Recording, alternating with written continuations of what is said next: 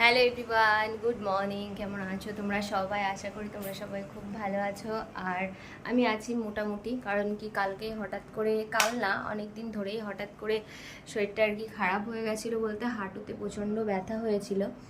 তো কদিন ধরেই ব্যথাটা হচ্ছে, মাসখানেক মতো হয়ে গেছে ব্যথাটা হচ্ছে, কিন্তু অতটা মানে আর কি গুরুত্ব দেইনি।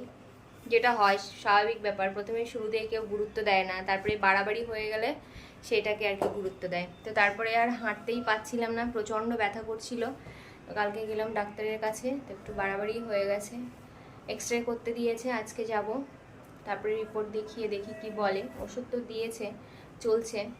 এই হচ্ছে ব্যাপার, হঠাৎ করে হয়ে গেলাম অসুস্থ। জানি না কেন এরকম হলো। অ্যাকচুয়ালি আমার মায়েরও ওই পুরনো ব্যথা আছে, মানে ব্যথার রোগ আছে আর কি। ওই জন্য ডাক্তার বলছে ওই থেকেই আসতে পারে, কিন্তু এত মানে বয়সে আসবে আমি বুঝতেও পারিনি। যাই হোক, কিছু করার নেই, এটা নিয়েই চলতে হবে। আর আজকে তো শনিবার, কালকে আর কোনো ব্লগ শ্যুট করিনি, কারণ কালকে দাদা ছিল, একটু রান্নাবান্নার ব্যাপার ছিল, তো ওই জন্য আর ব্যস্ত ছিলাম বলে কালকে আর কোনো ভিডিও শ্যুট করা হয়নি। আজকে হচ্ছে সকাল, এখন কটা বাজে, 8:30 মতো বাজে, চাটা সব খাওয়া হয়ে গেছে। আর আজকে আসবে না মাসি, কারণ কি মাসি কোথাও একটা যাবে হয়তো, তো সমস্ত কাজ করতে হবে এই হাঁটু ব্যথা নিয়েই আর কি। মা অলরেডি বিছনা তুলতে শুরু করে দিয়েছে। অ্যাকচুয়ালি মায়েরও প্রচণ্ড ব্যথা। তো যাই হোক, আর্থ্রাইটিস বলছে আমার যে প্রবলেমটা হচ্ছে আর কি, তো এক্স রে করলে আরও বেশি কিওর হয়ে যাবে। তো দেখা যাক কি হয়, আজকে যাব। আর এই দেখো খাটের অবস্থা কি করেছে, অনলাইন ক্লাস করে আর বইগুলো এখানে এরমভাবেই রাখে। আজকে যেহেতু ক্লাস নেই, তো ওই ঘরে গেল পড়তে এখন গুগল। তো চলো সারাদিন টুকটুক করে হাঁটু ব্যথা নিয়েই কাজ করি, আর কি করব। আর কালকে হচ্ছে একটা স্পেশাল ডে। কি স্পেশাল ডে কালকেই তোমাদের সাথে বলবো, আজকে আর বলবো না। কালকে আমাদের জন্য দুটো খবর ভীষণ ভালো।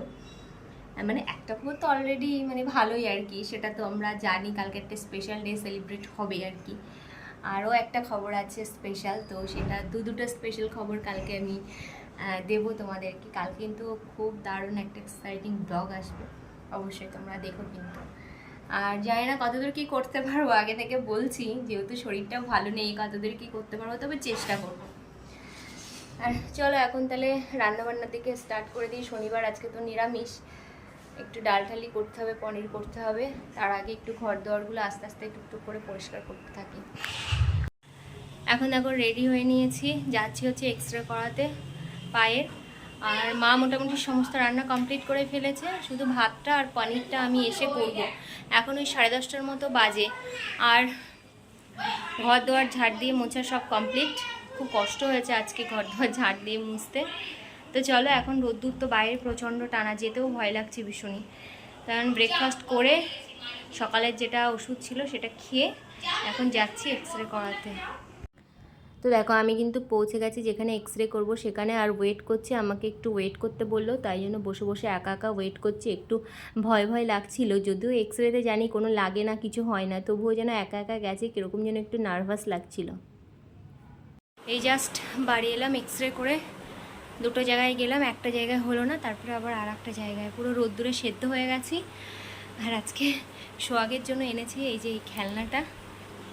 সাধারণত খেলনা ওর খুব বেশি দেওয়া হয় না, ও খেলনা নিয়ে খেলতে চায় না।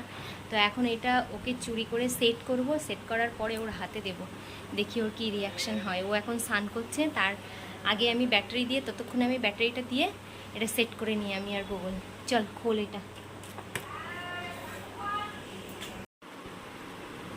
এই যে এটা ছোট্ট একটা হারমোনিয়াম টাইপের, ব্যাটারিটা আমার ওই ব্যাগটার মধ্যে রয়েছে, নিয়ে আমি ততক্ষণ এটা খুলি, জাস্ট সেট করে তারপরে তোমাদের সাথে দেখাচ্ছি। এই যে নিয়ে যাচ্ছি এবার সোহাগের কাছে, দেখি ওর কি রিয়াকশান। সোহাগ চোখ বন্ধ করো, সোহাগ চোখ বন্ধ করো, চোখ বন্ধ, হাত পাতো, হাত পাতো।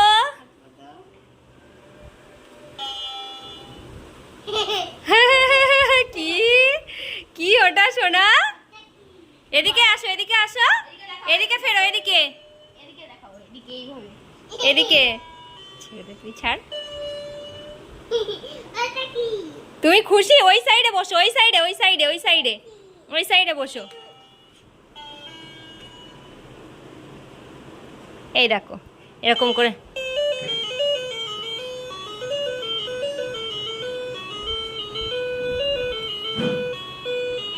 মাম্মা খুশি? আর বাজাস না, এখন আর বাজাস না। মাম্মা খুশি? এদিকে তাকাও, আমাকে থ্যাংক ইউ বলো। আমাকে একটা পাপ্পি দাও, আমাকে একটা পাপ্পি দাও। সব কাজ কমপ্লিট করে এই জাস্ট স্নান করে এলাম। চোখ মুখের ভীষণ বাজে অবস্থা, পুরো ভীষণ টায়ার্ড লাগছে আর কি। এবার ভাত খাবো, খিদেও পেয়ে গেছে। সকাল অল্প একটু খেয়ে ওষুধটা খেয়ে সোজা চলে গেলাম এক্স রে করাতে। তো এখন খাবো। আর এইদিকে সোহাগ দেখো আজকে নিজে নিজেই ঘুমিয়ে পড়েছে। দেখছে মাও ব্যস্ত, দিদাও ব্যস্ত, আমি নিজে নিজেই ঘুমিয়ে পড়ি। আসলে তা না, ওর প্রচণ্ড ঘুম পেয়েছে, ও নিজে নিজেই আর কি ঘুমিয়ে পড়েছে। আর দুপুরবেলাটা না এই আমরা ঘরেই খাওয়া দাওয়া করি, কারণ বাইরেটা প্রচণ্ড গরম, তো ওই জন্য ঘরেই খাওয়া দাওয়া করি। এখন কটা বাজে? 1:45 বাজে। তো এখন এই যে খাবো। তো চলো দেখি আজকে কি কি রান্না হয়েছে। আমি তো ওখান থেকে বাড়ি এসে আবার পনির করলাম গোগলের জন্য। তো চলো দেখাই আজকে কি কি রান্না হয়েছে। দেখো এখানে রয়েছে বেগুন ভাজা রয়েছে এখানে, আর এই সাইডে ডাটা দিয়ে ঝিঙে আলু দিয়ে একটা পোস্ত, আর এটা হচ্ছে ডাল আছে, বিউলির ডাল। আর এদিকে রয়েছে হচ্ছে পনির। পনিরটা আজকে একটু স্পাইসি আর রিচ হয়ে গেছে। আলু টালু দেইনি, এমনি মাখা মাখা করে শুধু পনির করেছি। খেতে দারুণ হয়েছে। আজকে একটু অন্যভাবে করেছি পনিরটা, দেখো বেশ ভালো হয়েছে খেতে। আর ওদিকে রয়েছে হাঁড়িতে ভাত। চলো এবার ফটাফট খেয়ে নিই, যেহেতু সোহাগ ঘুমিয়ে পড়েছে, আমাকে একটু রেস্ট করতে হবে। তো খাওয়া দাওয়া করে রেস্ট করব। Good evening everyone. এখন সন্ধ্যা 7টা বাজে। গোগলকে টিউশন দিয়ে এখন এসেছি বাড়িতে। মা একটু চা করেছে, চা খাবো। এই যে চা করেছে মা, চা খাবো বসে। একটুখানি কুলারটা ছেড়েছি এইখানে, এই যে চলছে, গরম লাগছে বলে এইখানে একটুখানি ছেড়ে চাটা খাচ্ছি। আর এই যে এই দুটোর নিচে বসে বসে চা খাচ্ছে।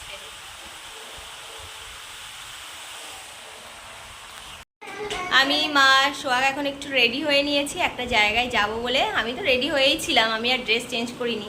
মা আর সোহাগ রেডি হয়েছে, এই যে সোহাগ। আর মা ওদিকে জল ভরছে, একটু বোতলে জল নিতে হবে। তো এখন একটা জায়গায় যাচ্ছি, কোথায় যাচ্ছি তোমাদের সাথে শেয়ার করব অবশ্যই। তো চলো এখন যাওয়া যাক, ঘুরে আসি তাড়াতাড়ি। এখন 8টা মতো বেজে গেছে, তারপরে 9টার সময় আবার গোগলকে আনতে যেতে হবে, একটু তাড়াতাড়ি যেতে হবে। তো চলো যাই।